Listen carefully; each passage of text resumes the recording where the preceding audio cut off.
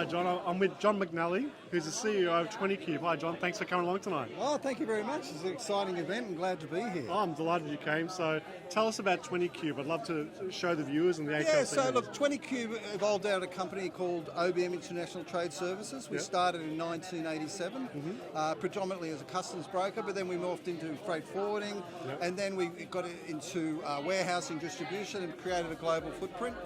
Then in 2012 we were invested into by a company, or investing company out of Singapore and India to create a global digital freight forwarding company called 20Cube Logistics. Fantastic. So we create all our own technology and we offer all the services that you need, as in air freight, sea freight, road freight, warehousing, distribution, pick and pack in Malaysia. We do have a multi-country DC bypass program in Malaysia. A lot of value adds and everything. Deliver it direct. So bypasses the DCs for the retailers and saves them a lot of money on road freight and cheaper labour costs in Malaysia.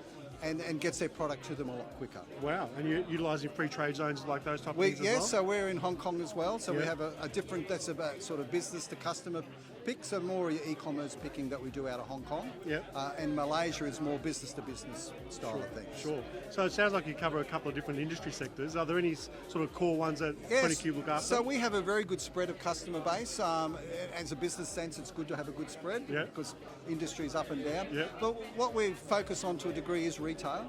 We do support a lot of the retailers here in Australia and overseas. We also have a big presence in India where we have 14 warehouses, over 1.2 million square feet of warehouse space, and doing warehouse and distribution through that. And we can assist Australian companies with their distribution plans throughout India. India's obviously a hot topic at the moment, obviously with the recent FTA announcements. And it's very exciting. A lot of exciting times, So have you had a chance to meet some people here interested in India? Yes, I've met a couple of people and there's some opportunities there that we can help their clients with.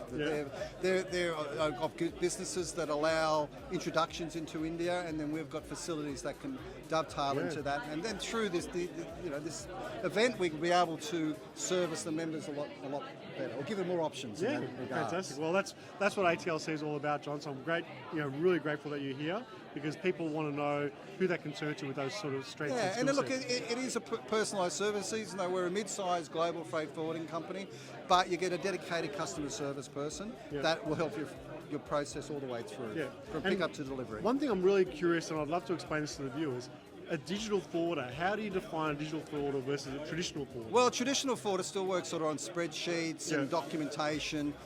We don't use, we're just all in the cloud, although we don't have any servers, so that allows us to operate a lot leaner, offer those price cost savings onto the client. But it also means everything is pulled into the system, digitalisation, and allow them, we give them a login to our website where they can go in and see all their jobs, see all their invoices, the charges, look at status, where their shipments are, look at their classifications if they wish. So we just give them more transparency in their transaction. And we also have a lot of milestones. So we can go from 0 to 36 different milestones in the supply chain. Not that you need to know all those ones, but there's options there. And that helps business planning when programs, when are their products going to hit the stores. So if you're running, like for retail, if you're running a program where you want to put out a catalogue, you want to know that your cargo's on the water.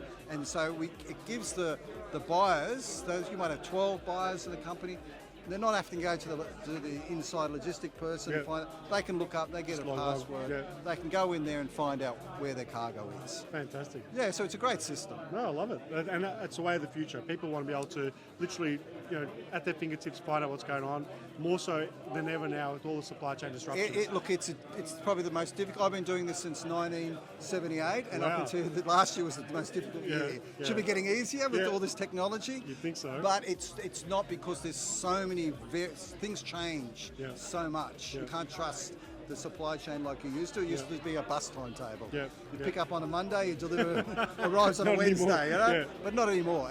And because of that, it's called a supply chain for a reason, because you're only as strong as your weakest link. Absolutely. And there's multiple links broken at the moment. And the other thing too is what I've sort of referred to the clients in the industry is that we're suffering a supply chain stitch. We're out of rhythm. So supply chain's very important on the rhythm, on everything happening as it should. Once you lose that rhythm and you get backlogs, and the vessel turning up can only take so many containers, the backlog won't go away. It's right. And this is the issues you've got with your exports, with your imports, getting space, getting equipment. It's very difficult. 20-foot containers, and if you're doing commodity exports, you need 20-foot containers. Very hard to get. That's where. But we've got a good relationship with some of the major shipping companies, and we forecast with our clients to say, look, if you want to do that, you can't ring us up today for tomorrow. That was pre-COVID. What do you want to do in 6 months' You've got to time? plan it. You have to plan. It's very important. Wonderful. Great advice. And I'm really, as I said earlier, really grateful and delighted that you came along for tonight's event. Hope you're enjoying yourself. Yeah, look, it's wonderful. Great people, great food. Thank you very much. Thanks, John. Look forward to seeing you again soon. Great. Thank Cheers. you.